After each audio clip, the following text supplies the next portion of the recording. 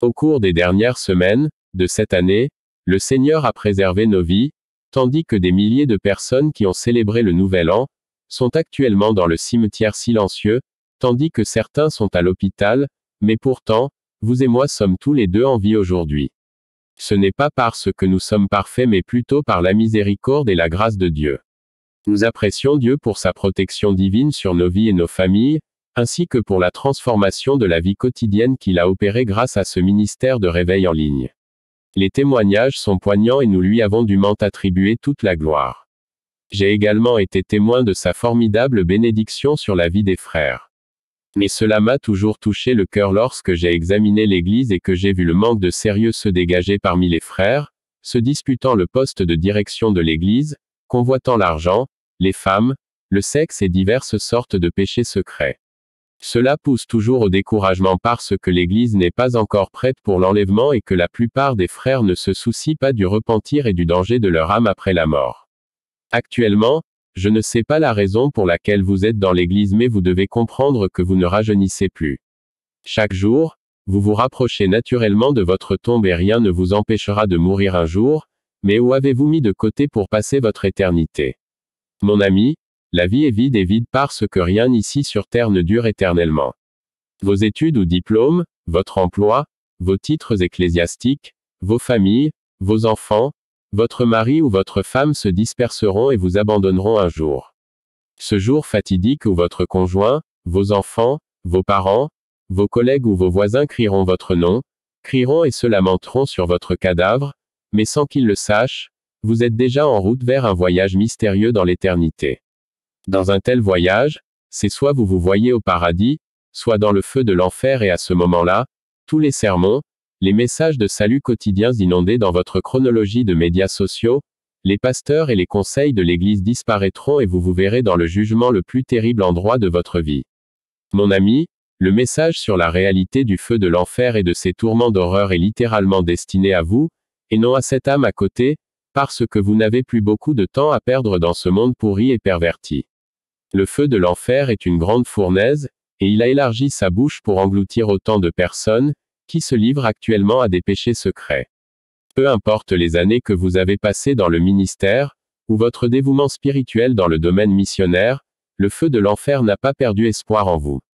Vous pouvez toujours vous retrouver en enfer si vous ne faites pas attention parce que vous n'êtes pas un ange. L'enfer ne peut pas être complet sans un chrétien rétrograde. Vous ne portez pas de boucles d'oreilles, de pantalons pour femmes, de maquillage, de dentelles au cou et d'accessoires élaborés, mais vous utilisez toujours du caoutchouc et de la laine pour tresser vos cheveux. Qu'est-ce que cela vous fait? Vous ne forniquez pas, ne volez pas, ne convoitez pas, ne gardez pas de méchanceté, mais vous continuez à bavarder et à calomnier les autres, qu'est-ce que cela fait de vous? Vous ne buvez pas d'alcool, ne vous habillez pas de manière impudique, ne vous battez pas et ne vous disputez pas, mais nourrissez toujours de la haine et de l'amertume, qu'est-ce que cela fait de vous? Vous assistez à des veillées nocturnes, êtes ponctuel dans la communion fraternelle à l'église en milieu de semaine, fervent dans la prédication de l'évangile, mais vous mentez toujours, qu'est-ce que cela fait de vous? Vous êtes un leader renommé dans votre église, respecté et honoré, mais vous convoitez toujours des hommes et des femmes, qu'est-ce que cela fait de vous? Psaume 9h17, les méchants seront transférés en enfer, et toutes les nations qui oublient Dieu, l'enfer ne peut être complet sans engloutir les compromisseurs dans l'Église, qui refusent d'embrasser la repentance et de confesser ses péchés secrets alors que la grâce abonde encore. Par conséquent, si vous souhaitez rester des compromisseurs dans l'Église ou si vous souhaitez embrasser le véritable salut aujourd'hui, je ne peux pas vous obliger à faire un tel choix parce que la vie est personnelle et que vous opérez actuellement selon un libre choix de vie.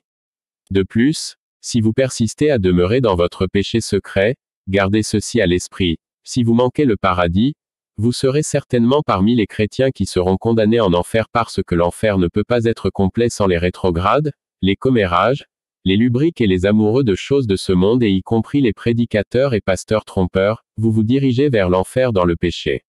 Il y a de nombreuses années, je vivais ma vie dans l'ignorance du châtiment éternel du péché, même si je vais souvent à l'église, cela ne fait pas de moi un chrétien ni une issue de secours à la punition de Dieu pour le péché. Cependant, par la miséricorde infinie de Dieu sur ma vie, il a exposé ma connaissance au châtiment éternel du péché en enfer. Quand je vois l'horreur et la douleur de l'enfer, j'ai versé d'horribles larmes pendant plusieurs jours. En fait, j'ai paniqué et j'ai eu très peur parce que ce que je voyais en enfer était horrible. L'ensemble du problème du monde ne peut pas être comparé à une minute passée dans un donjon de l'enfer. Si peut-être vous vous considérez comme chrétien et que vous saviez sincèrement que votre vie est encombrée de haine, de mensonges, de luxure, d'amertume, de manque de pardon, d'arrogance, de colère, de fornication, de masturbation, de pornographie, de commérage, de supposition ou quoi que ce soit d'autre. Votre point faible. Mon ami, si vous avez refusé de confesser tous ces péchés et embrasser la pureté de cœur, vous serez parmi ceux qui verseront de terribles larmes de regret en enfer.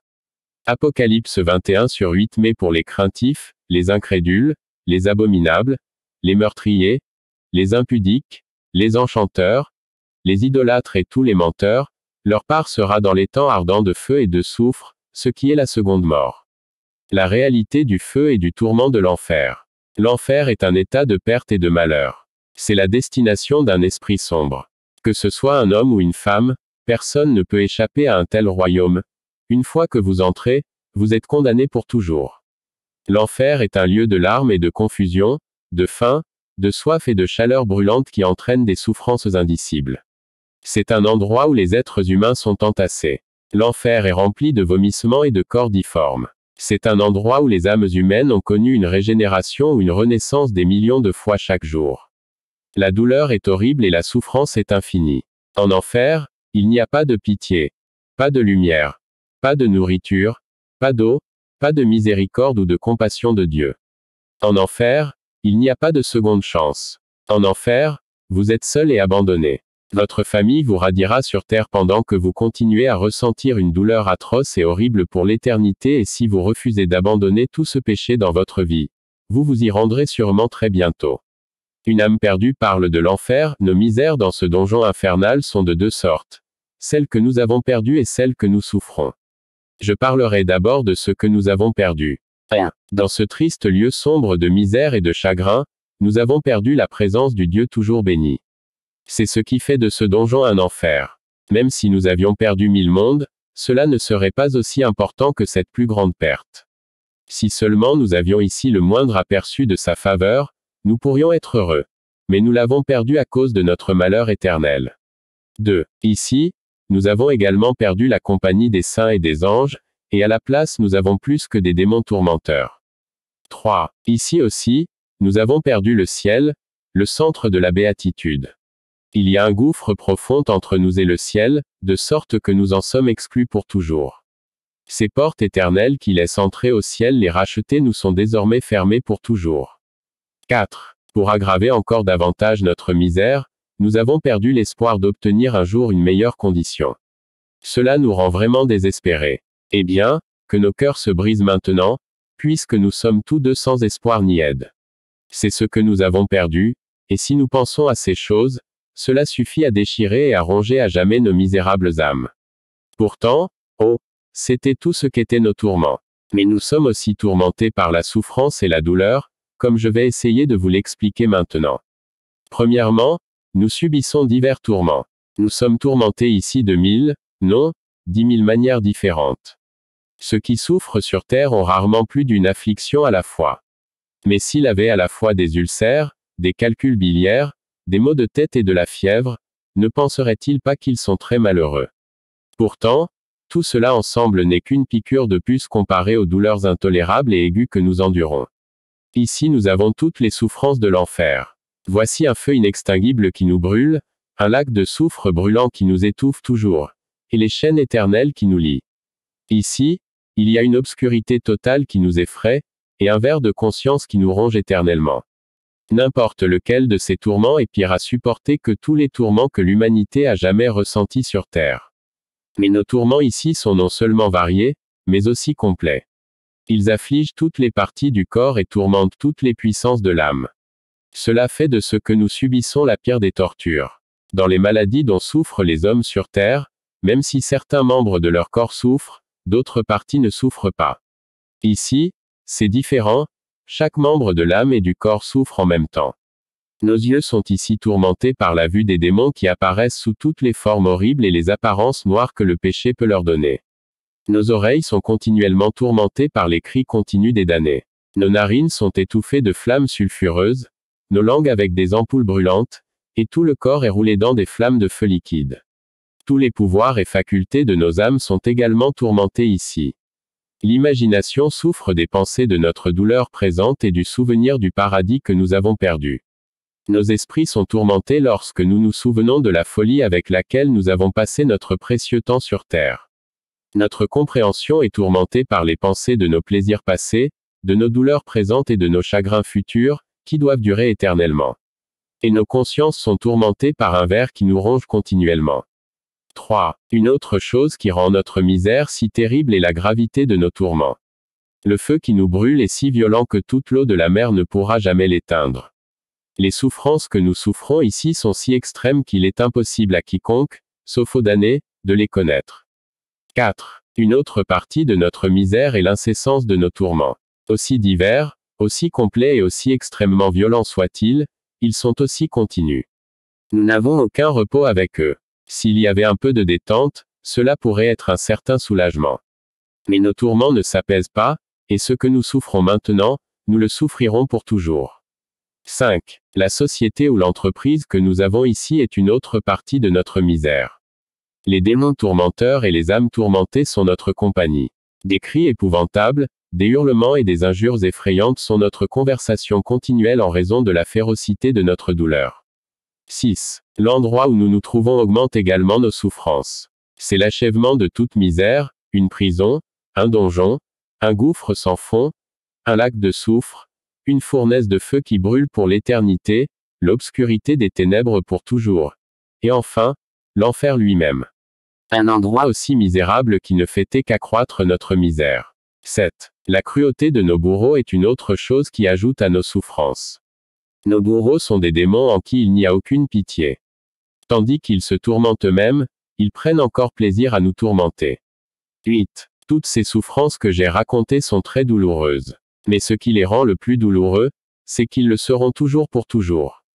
Toutes nos souffrances intolérables dureront pour l'éternité. Éloignez-vous de moi, maudit, dans le feu éternel, voilà ce qui résonne continuellement à mes oreilles.